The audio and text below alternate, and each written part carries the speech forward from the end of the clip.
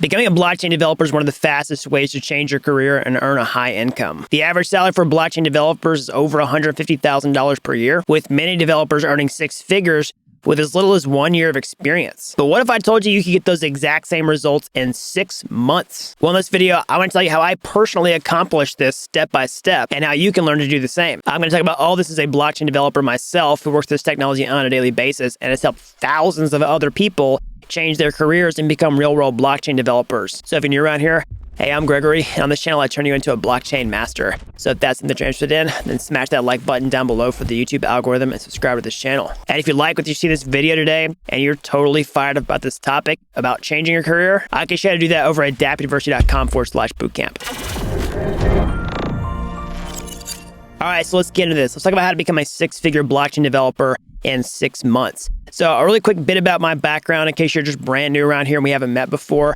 So I'm a self-taught programmer, right? I didn't go to school for computer science. I don't have a CS degree. I didn't go to a coding boot camp. In fact, I got rejected from coding boot camp. I had to teach myself on my own. But once I did that and started working, I was able to move towards six figures of income pretty fast. I'm going to break down how I did that and how you can learn from this so that you can do the same. And also another quick piece of context here is I was already a developer before I got into blockchain. But this is a story about how I went from knowing nothing to becoming a regular developer and making six figures, but these lessons basically apply towards becoming a blockchain developer as well. I've taught these things to other developers who have done the same type of thing, so it worked 100%. All right, so like I was saying before, I was a self-taught programmer, and my story of getting into, software development basically starts there. When I started out in this journey, I didn't know any developers. I didn't know how to code. I knew nothing. Like, I was blank slate zero. And so the only person that I even, knew who knew how to code was a friend of a friend, okay? And I literally had to ask this friend, like, hey, can you give me your buddy's number so I can talk to this person about, what should I do if I want to become a software developer? So I reached out to this person and they eventually became my mentor. So I'm going to keep this person's name anonymous because I haven't asked for permission to use it in this video. Let's just call him Alex. So I called Alex and I was like, hey, I'm trying to become a developer. Like, what should I learn? And we ended up meeting for coffee, and he kind of gave me this big laundry list of things to do. And long story short, I went home and immediately started working on those things. And I'm not going to recap like the entire journey of teaching myself how to code from scratch. I'll give you some hints on that towards the end of the video. But let's go ahead and fast forward to the part where I sped run everything he was talking about and got to the point where I basically accomplished it and I was ready to start hitting the workforce, because that's where the real journey begins towards making six figures. All right, and so once I got through most of the stuff that I was supposed to learn or become a developer, the stuff that Alex, told me to, towards the end of that process, he was like, hey, here's the final things that you need to do. Number one is you need to create a real project that's not a guided tutorial that can show other people what you can do that's going to solidify your learning. And then number two is you need to start going to coding meetups, all right? So I did both of those things. Let's start off with the portfolio project, all right? So basically, I created a full stack application, an app that didn't really exist that I could find at the time and put it out there so that other people could use it. Like, I created an actual app that gave me value that I figured other people would want, and then I figured out the code, how to write it. It was hard, it was challenging, I bumped through a lot of walls, but I pulled it off.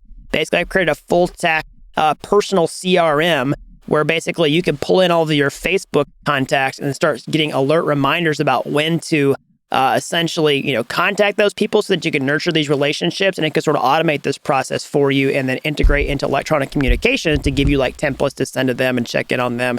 And so this was a huge thing. This is way before anything like this existed in the marketplace. And then once I created that, I started going to these coding meetups, okay? So basically, if you're not familiar with what a meetup is, it's like a meeting in your hometown or city, wherever you live, that talks about a particular technical topic. Usually it's like a certain type of developer. So for blockchain, it might be a Solidity developers meetup or a blockchain developers meetup. And they meet maybe a couple times a month, maybe even once a week. They're usually sponsored. You can find out about them on something like meetup.com. That's how I found out about my first meetups. And when I went to these meetups, basically it was, a handful of professional software developers, okay, that were out there, maybe freelancers, other companies that wanted to hire developers who were all just kind of talking about what they're working on. There's, like a presentation per week on a brief technical topic, and then just time for discussion, okay?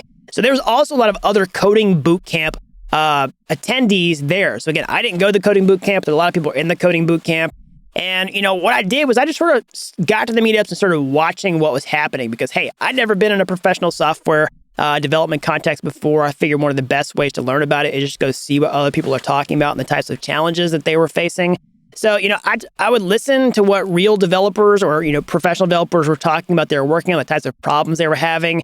And some of this stuff was way over my head for sure, but I would say at least half of it, I understood. I at least understood what they were talking about because I spent so much time on my own learning these things. And I was like, oh, okay, I see what he's talking about. Maybe I couldn't get it perfectly, but that was a pretty good litmus test that, okay, I was ready to start really maybe getting some work. And then the other thing I noticed was that the coding bootcamp attendees, I was kind of ahead of some of the things they were working on, despite the fact that I've been learning on my own.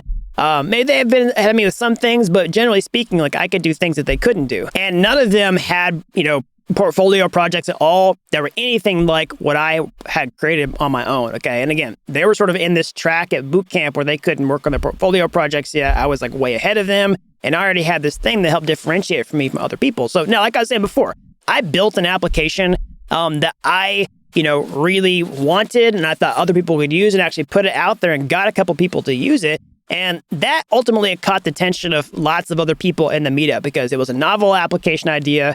They saw that I was brand new, wasn't working for anybody yet, and that, at least had the skills to pull this thing off. I could figure out how to build an actual application.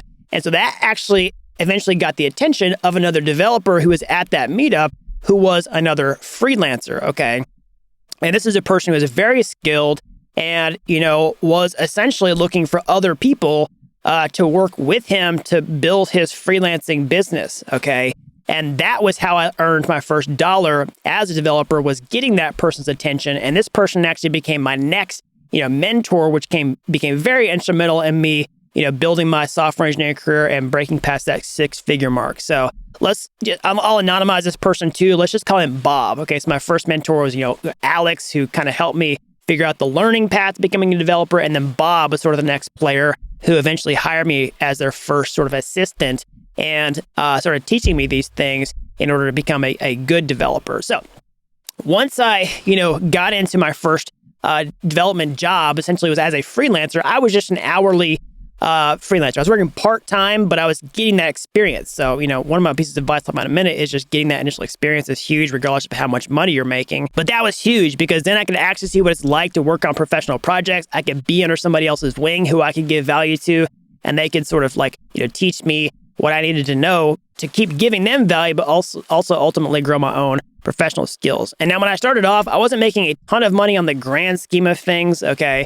So I definitely was not making $100,000 per year my first, dollars. I was making $3,000 to $4,000 per month, just kind of working part-time to get my feet wet, okay? But, that was maybe just for the first, month or two. And so what happened was I started taking on more projects, okay?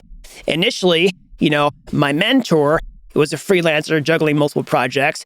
Once he saw that I was capable of handling one project, he eventually gave me a little bit more work to do, okay? So initially I wasn't making very much, but I started to grow. And that's one of the beauties of becoming a freelancer is you can sort of grow that income a lot faster than if you just take a job and you're at a flat rate for a really long time. So, that was maybe the first couple months.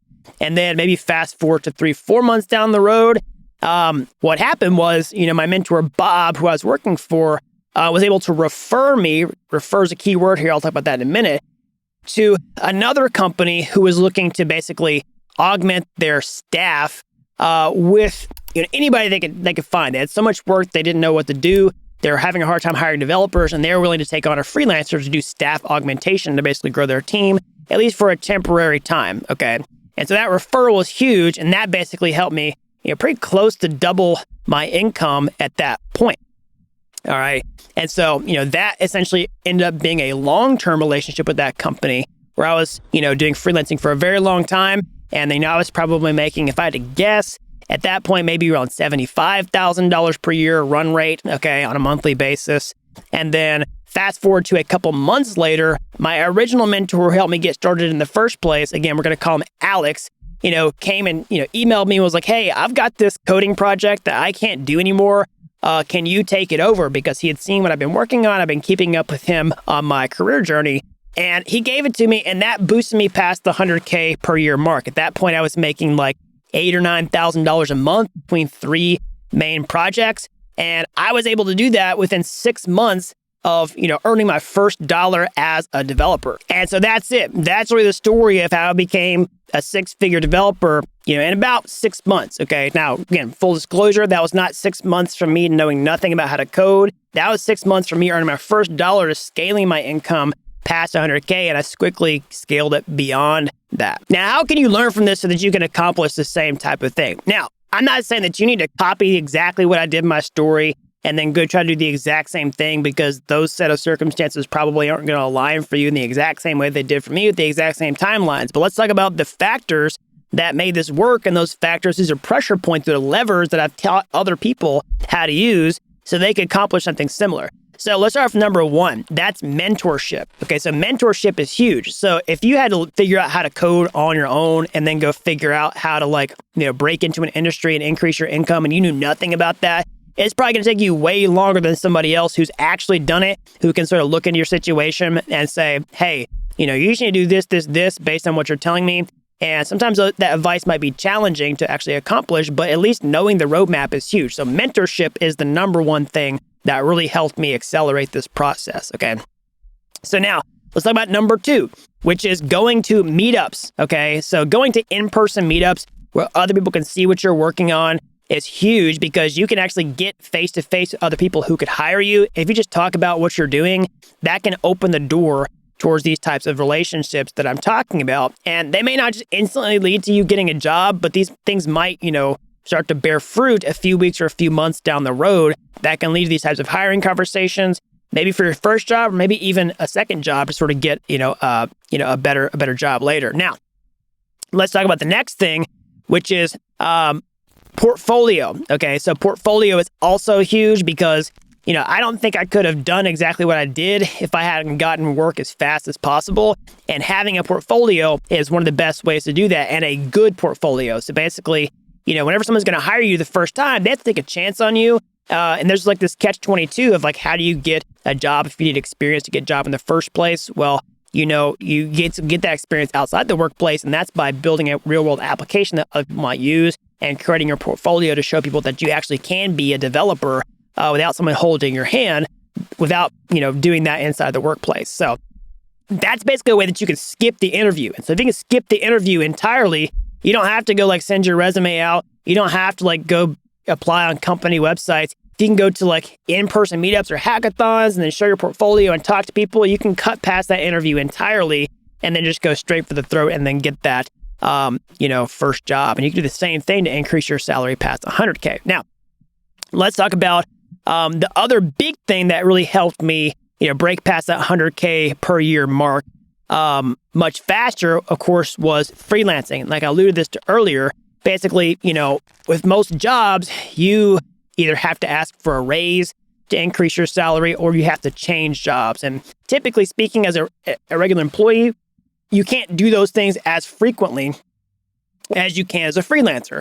Okay, because just think about it. Most jobs aren't just going to keep giving you raises every few months, right? And most employers aren't going to want to see your resume with a bunch of job changes every couple months, right? But as a freelancer, you can do both of those things a lot faster, okay? And, that's not really going to put a stain on your history or something like that if you do it as a freelancer. So that was huge for me, increasing my income quickly. Now, that does going to reach probably a leveling off point at some point, but if you're starting from nothing, then that's how you can grow pretty fast. Now, let's talk about if you don't want to become a freelancer, because I get it. Some people don't necessarily want the risk associated with that.